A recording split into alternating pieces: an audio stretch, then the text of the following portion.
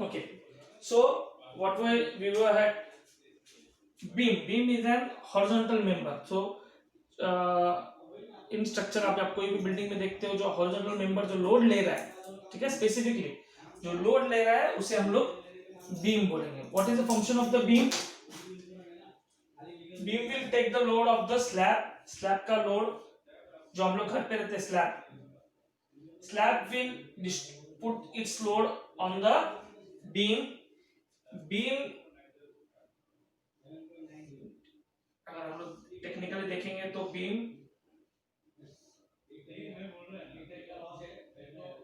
ठीक है, so beam will take the load from the slab, then beam will transfer to column से footing and footing से ground.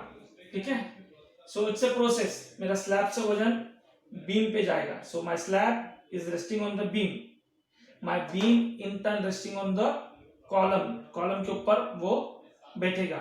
तो my whatever load coming from slab will be given to the beam से वो load column पे जाएगा and column से in turn वो footing पे जाएगा एंड फुटिंग से फिर मेरे इस पे जाएगा.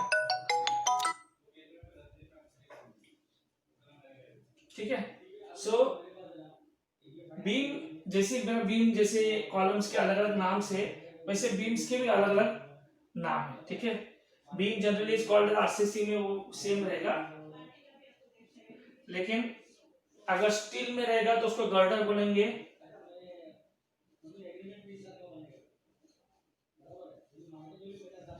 तो व्हाट इज फंक्शन जो slab to beam to column to footing and footing to earth. Various material RCC में रहेगा तो उसको बीम बोलेंगे, स्टील में रहेगा तो उसको गर्डर बोलेंगे. ठीक है, ब्रिक में और स्टोन में बीम बनता नहीं है. ठीक है, they make just lintel for that. So जो मेन फंक्शन बिल्डिंग के जब आरसीसी या फिर फ्रेम स्ट्रक्चर से बोलते हैं, उसके कुछ मेंबर थे footing, column, beam and fourth one is slab.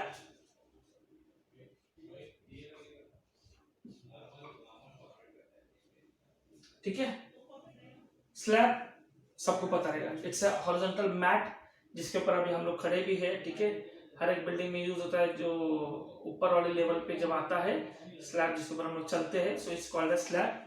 Slab is a horizontal member which takes the load of human being, furniture, tiles, बाकी चीजें हम लोग जो भी रखेंगे वो स्लैब लोड लेता है. ठीक है, so load transfer is from slab to beam to column to footing and footing to earth. So this are the main structural members of an building. ठीक है, उसे हम लोग इस तरीके से बोलते हैं. इसके अलावा कुछ हमें मेंबर्स लगते हैं, वो हम लोग अभी स्टडी करेंगे. फिफ्थ वन मेजर लिखता हूं, छज्जा.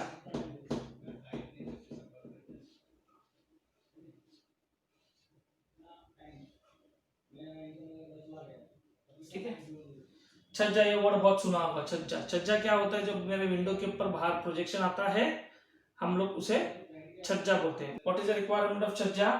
छज्जा is an protective member. It protects us from, us नहीं बोलूंगा मैं, protects window from opening.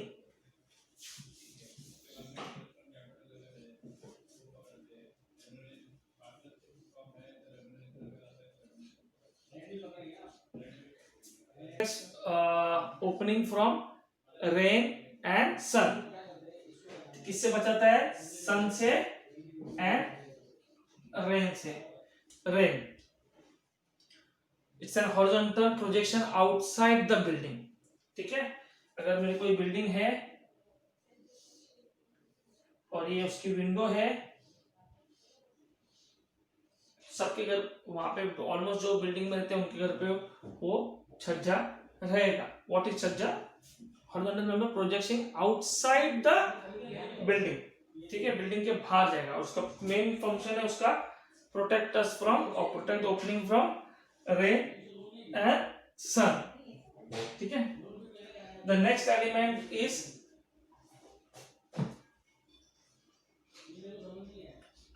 Lintel. ठीक है, व्हाट इज लिंटल? लिंटर हम लोग का डोर एंड विंडो, ठीक है। फॉर एग्जांपल अभी मैं यहाँ पे कुछ इरेज करता हूँ आपके लिए।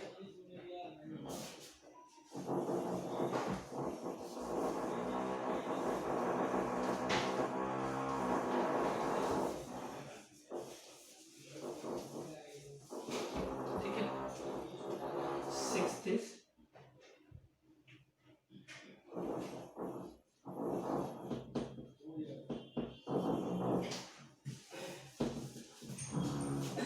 ठीक है। अगर मैं सेक्शन ड्रॉ करता हूँ, व्हाट इज सेक्शन, मैं बिल्डिंग को अगर बीच में से काटूंगा,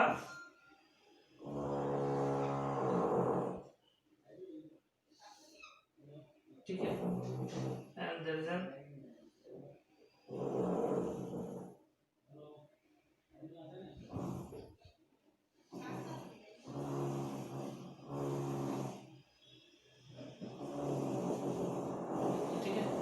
for example this is your slab, this is your window, brick and नीचे लेवल का slab beam, this is slab beam, बीच में जगह मैंने खाली रखा है जानबूझ के, तो स्लैब बीम विंडो, विंडो के नीचे का ब्रिक वर्क, या फिर कभी कभी विंडो पूरे हाइट रहता है, ठीक है। वापस उसके नीचे जनरली वही है slab beam and same continuous each time repetition, जैसे हम लोग बोलते हैं, ठीक है।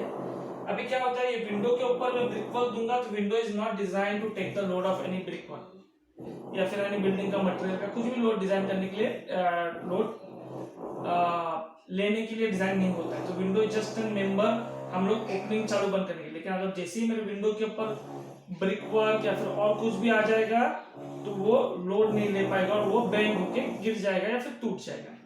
तो to protect that we design an RCC member, या फिर स्टोन का या फिर ब्रिक का या फिर किसी भी चीज का बनता है, who takes the load and distributed to the side walls। तो हम लोग यहाँ पे क्या करते हैं, एक छोटा सा बीम की तरह एक मेंबर,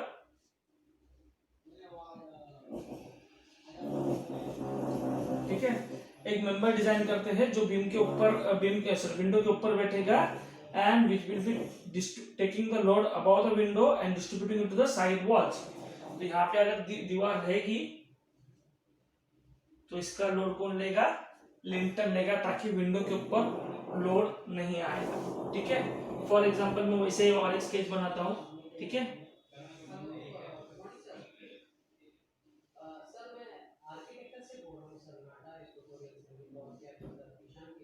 ठीक है, तो ये ओपनिंग रहता है तो उसके ऊपर हम लोग एक मेंबर डालते हैं,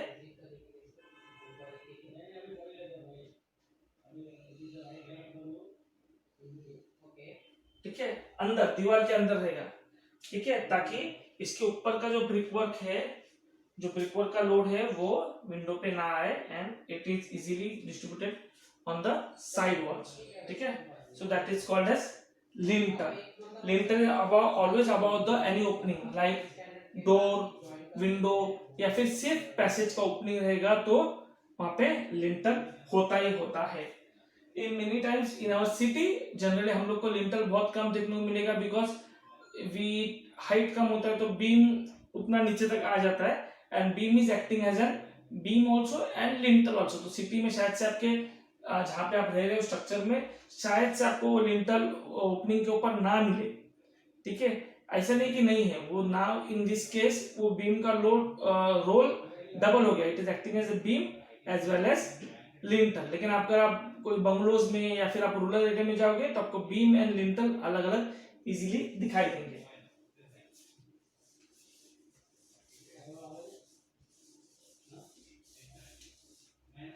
ठीक है। Seventh member is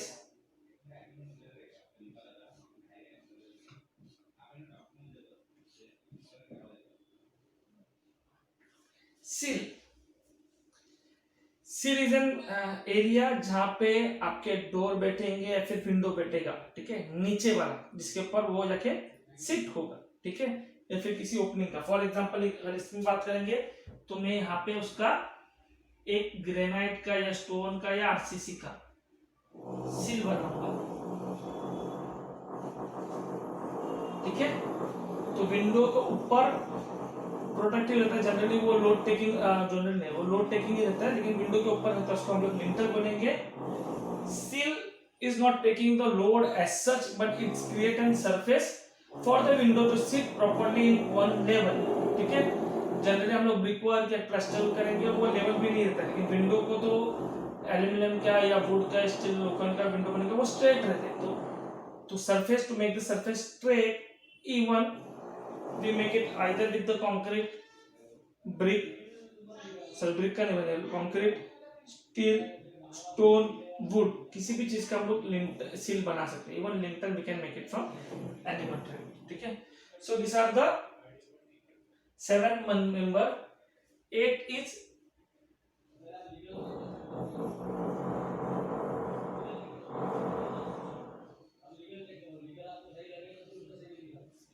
roof. What is roof? Roof is the last slab, ठीक है, of the building.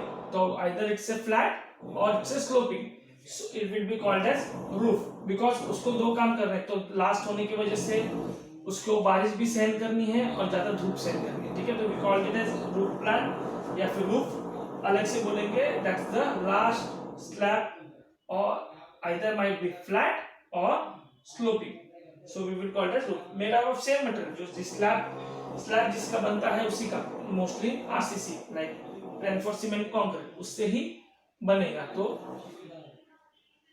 Roof will be called generally, हम लोग गाँव में जाके स्लोपिंग मिलेगा,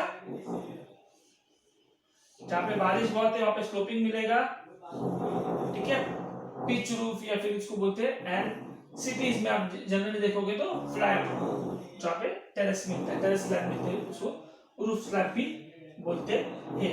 So these are the few elements of the building. We will just recap quickly. Footing या foundation is called as जो पूरे बिल्डिंग का लोड अपने ऊपर लेके it will transfer it to the soil या फिर earth, ठीक है। It is depend, उसके अलग अलग टाइप से, जैसे isolated footing, mat footing, pile foundation, combined footing, strip foundations and है काफी, ठीक है। But we for our generally NATA के लिए जितना रिक्वायर्ड है, इसे फुटिंग या फाउंडेशन बोलते हैं, जो पूरे बिल्डिंग का लोड लेके अर्थ में डिस्ट्रीब्यूट करता है, ठीक है। It mainly depends upon 3 factor, type of building, basically type of height of the building and structure load कितना है उसके ऊपर, ठीक है। टाइप ऑफ सॉइल, जहाँ पे एक बिल्डिंग खड़ा करना है उसके ऊपर सॉइल क्या है, and third is type of material going to use for the foundation. उसके बाद आता है column. What is column? Column is a vertical element which is, ठीक है, वर्टिकल एलिमेंट रहेगा जो मेरा बिल्डिंग का लोड उसके ऊपर लेगा and give it to the foundation, foundation in terms will transfer it on the ground. Column is also called as